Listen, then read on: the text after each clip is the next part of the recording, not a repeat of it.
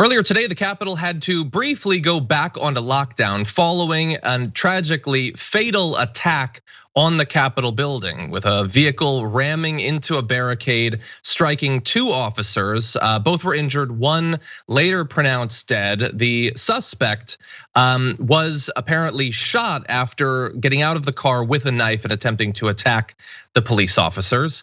Now, we've been gradually getting some information since the morning. Robert Conti, the acting chief of the Metropolitan Police Department, said the attack near the US Capitol today, quote, does not appear to be terrorism related. It does not appear to be terrorism related, but obviously we'll continue to investigate to see if there is some type of nexus along those lines, which is just an amazing way to say that. Throughout the day, the FBI Washington field office was providing support to the US Capitol Police. The DC National Guard deployed an immediate response force made up of members of the National Guard to the Capitol complex today to support the US Capitol Police. And there are roughly 2,300 National Guard members in DC supporting the local, state, and federal authorities in DC. So they had a pretty immediate response, and they had a very quick sort of breakdown of the situation of the press, obviously learning some lessons, or at least wanting to reassure us that they've learned some lessons since what happened in January. But this is obviously incredibly serious, not just because of the attack, but because a Capitol police officer did lose their lives. What do you both make of this? Well, on my end, I will tell you that it's very jarring. Again, this is such a close in time attack since January 6th, which was extremely terrifying. And it really said how vulnerable our nation is, especially the Capitol. And it is beneficial here that we didn't have Congress, as Congress is in recess right now. But seeing these Capitol police officers already reeling from that loss that happened on January 6th, or as a result of that, and now they have another fallen brother.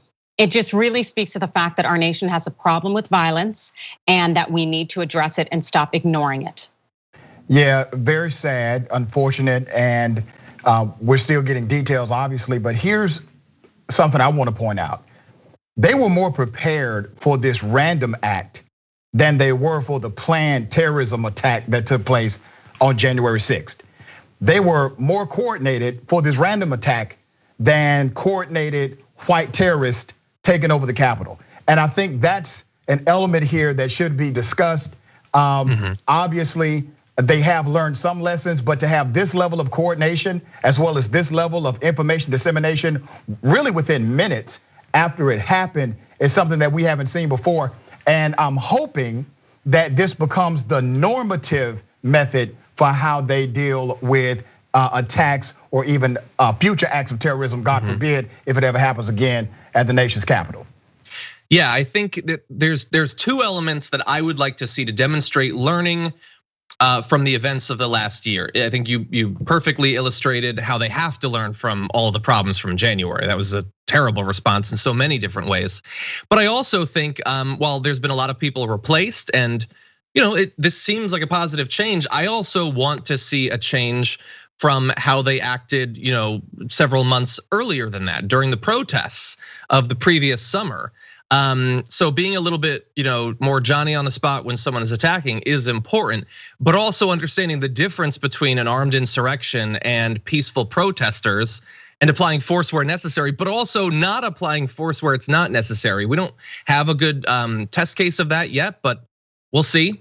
If another round of protests eventually greets the Biden administration, hopefully the police will show more restraint than we saw in the previous year. In any event, as Adrienne pointed out, thankfully Congress was not in session. There were still, of course, many people in the Capitol building, and there were members of Congress in the area as well. And so a message was sent to congressional offices saying, due to an external security threat, there was no entry or exit permitted at this time. You may move throughout the building, but stay away from exterior windows and doors.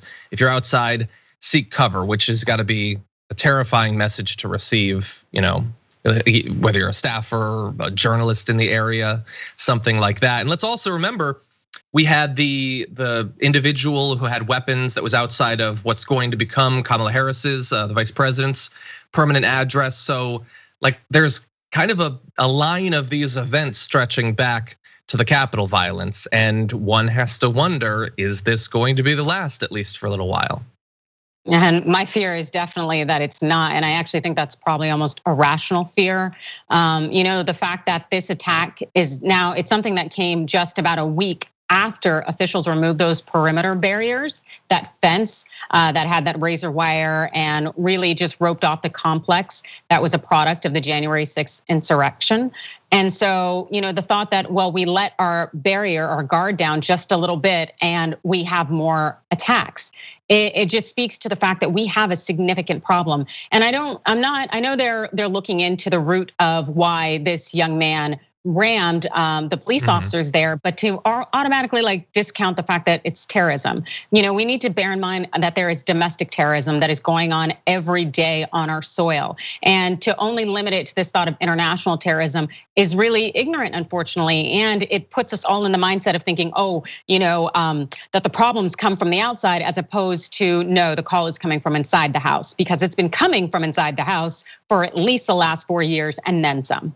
I concur 100% with Adrienne. I think it was premature for the executives and law enforcement to come out and basically say, according to their information, this has no relationship to terrorism. Let's be very clear. First of all, terrorism is the utilization of violence, criminality, coercion for political ends. That doesn't mean that the individual is for anything else.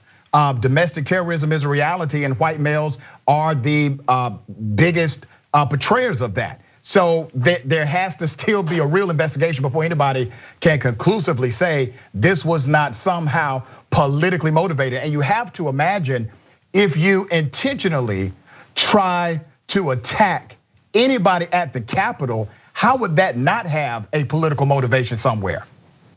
Yeah, what is the alternative? That it was personal?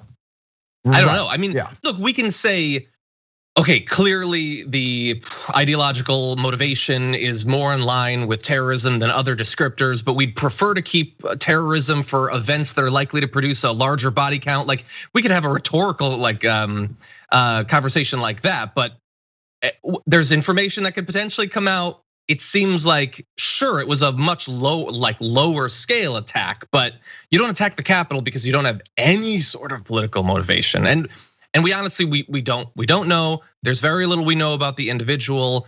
There has been a bit of information about them. I don't know that it's necessarily company policy. I don't read the names of these people generally, but this individual was armed with a large blade, people are saying, and was identified as a follower of the Nation of Islam. But that's the initial information. We don't have any other information about what the person believes politically, whether they've been particularly active recently. What we do know is that this country seems to have, its politics and the violence are more closely intertwined than at any point that I can remember, at least in my life of covering news. And having these events sort of occurring back to back, I don't know how much more information I need to be worried about that. I feel like regardless of the motivation, it's worrying. Right, and let's keep it 100. Let's keep it 100, because you said something real powerful there, John.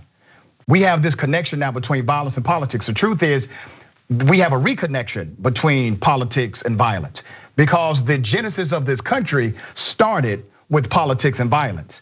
Yeah. The colonization of this country was politics and violence. There was a separation for a period of time, or at least optically a separation for a period of time. But even in the 60s, it was politics and violence. So now you have the folding of those elements on top of each other once again. And let's be real, the former president of the United States, Donald J. Trump, he had a lot to do with inviting this element back to mainstream political conversation, mainstream political narratives.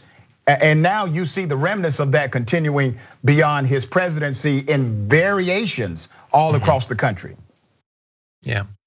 Well, while a lot of members of Congress, senators were not in the area, some were, and we actually have a bit of video of Representative Ro Khanna, who had called in to CNN to talk about the experience, and I want to show you a bit of that video now. The question we have to ask is, what is happening in our country where we have people coming in trying to use violence and knives and arms into the heart of American democracy, the monument of American democracy? I mean, this is what our country was founded to prevent violence, to say we solve disputes with debate and reasoned dialogue, and something is really just wrong with our nation. Yeah, I think that's pretty much indisputable. I mean, there's just a glorification of violence, on the right, not only that, like Lindsey Graham, doing his little video of him shooting an AR-15 because military grade weapons are the most fun hobby in the world. But the incredible defensiveness towards the movement, and again, I don't know if this individual from today is a part of the movement that attacked the Capitol on January 6th, but this big and apparently growing movement of people who feel like violence is a legitimate tool in politics. How much defense did they receive from people like Ron Johnson and Lindsey Graham and people in the media like Tucker Carlson, implying that we should be more understanding towards the people that tried to hunt down and murder politicians? And so then they go back out there, and some have been tracked down and some have been arrested, but others have not, and others have been motivated by what they saw on January 6th. And so how many little ticking time bombs have we got sprinkled throughout the country now at this point, ready to attack the Capitol or a state capitol or something like that? Yep, and it seems that with this it's recognizing that there's a breakdown in our society, because the courts were created so that people could resolve disputes without resorting to violence. And the fact that people aren't using the courts because maybe they feel that they're corrupt, or they're not going to their political representative, their member of Congress, to lobby or to try to push to make change. It's this ideology out there that's letting people know that you can't really change how the corruption has impacted the system in which we live. And thus they are resorting to violent means. They are embracing conspiracy theories. They feel like they don't have a lot of control over what's going on or avenues to change it. And thus they are going for illegitimate means. And if we do not change the mentality and the understanding and the view of the vast majority of those in this nation, we are gonna end up just essentially imploding. Thanks for watching the Young Turks, really appreciate it. Another way to show support is through YouTube memberships. You'll get to interact with us more. There's live chat emojis, badges. You've got emojis of me, Anna, John, JR. So those are super fun. But you also get playback of our exclusive member-only shows and specials right after they air. So all of that, all you gotta do is click that join button right underneath the video. Thank you.